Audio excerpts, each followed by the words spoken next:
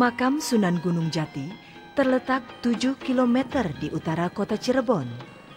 Sunan Gunung Jati dan Fathahillah merupakan dua tokoh penyebar agama Islam yang juga memiliki hubungan erat dengan kerajaan Demak dan Mataram sebagaimana yang dilakukan oleh Pangeran Cakrabuana.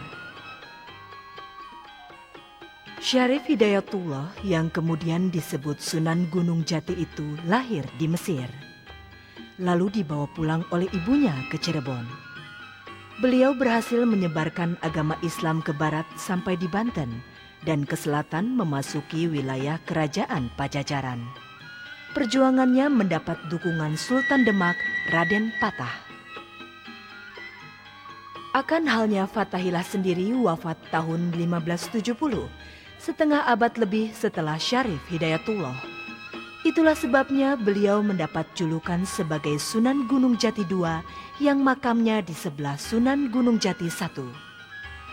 Perjuangan beliau tercatat bukan saja sebagai penyebar agama, tetapi juga berusaha menahan arus kedatangan orang-orang Portugis yang menguasai perdagangan, terutama di sepanjang pantai utara Jawa.